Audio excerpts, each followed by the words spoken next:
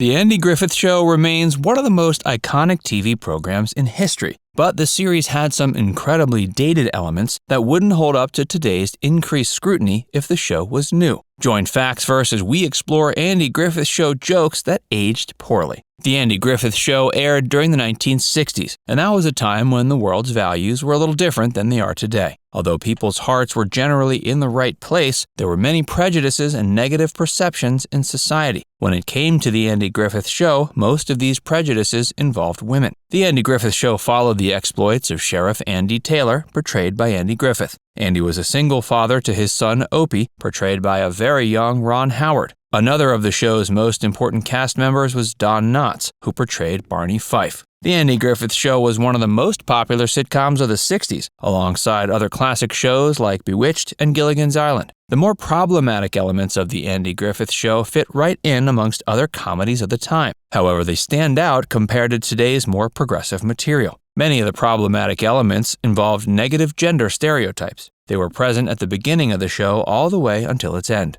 In the first season episode, Ellie for Council, the plot revolved around the idea of how strange it was for a woman to run for local government. Of course, the episode centered on the character of Ellie running for city council of the show's iconic location, Mayberry. When Ellie started gaining traction with the women voters in town, the men of Mayberry didn't take kindly to the prospect of having a woman on the city council. The men of Mayberry ended up coming up with a plot to sabotage Ellie, but the women of Mayberry flipped the tables with a plot of their own. Despite the fact that the men of Mayberry were depicted to be in the wrong, it's still odd that such a big deal was made about a woman being on the city council in the first place. These types of gender conflicts would go on to define much of the humor on the show. Ellie had previously been introduced in another Season 1 episode that explored a similar concept. The episode that introduced her character is called Ellie Comes to Town. The episode revolves around Ellie coming to the town of Mayberry to fill in for her sick uncle. Her uncle is the town's pharmacist, meaning Ellie has to step up and perform the same role for people of Mayberry.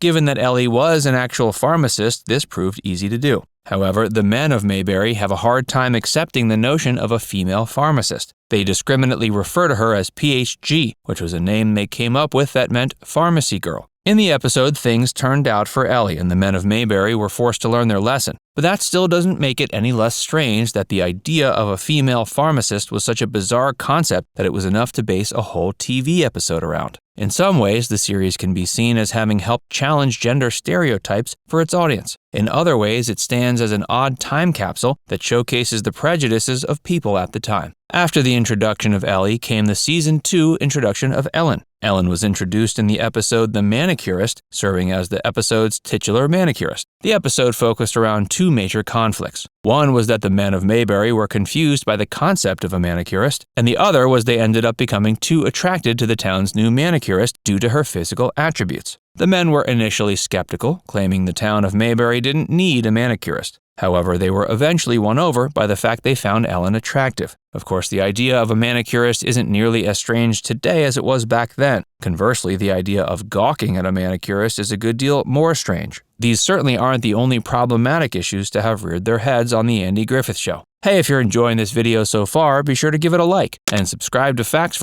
if you haven't already. The Andy Griffith Show certainly got a lot of comedic leverage of how hilarious it was to think about women doing anything besides cooking and cleaning. This kind of humor could be seen throughout the show's many seasons, including the Season 7 episode, Helen the Authoress. By that point, the character of Helen had come onto the show as single father Andy's main squeeze. The conflict of the episode revolved around Helen authoring a children's book that wound up getting accepted for publication. While Andy should have been happy about his new beau finding success she desired, he was instead jealous that a woman, especially his woman, was going to become more of a notable name than he was. Prior to Helen's introduction, a big part of the Andy Griffith Show had been Andy sorting through the assortment of women in Mayberry, trying to find a wife for himself. The quest for Andy to find a wife came to a head in the Season 3 episode, A Wife for Andy, where Barney Fife gathered up all the single women in Mayberry and took them to Andy's house to parade them in front of him. Andy seemed disinterested in all the women who were brought up. However, that changed when Helen showed up. While the idea of a bunch of random women being paraded in front of a single man for him to choose from may be problematic enough in its own right,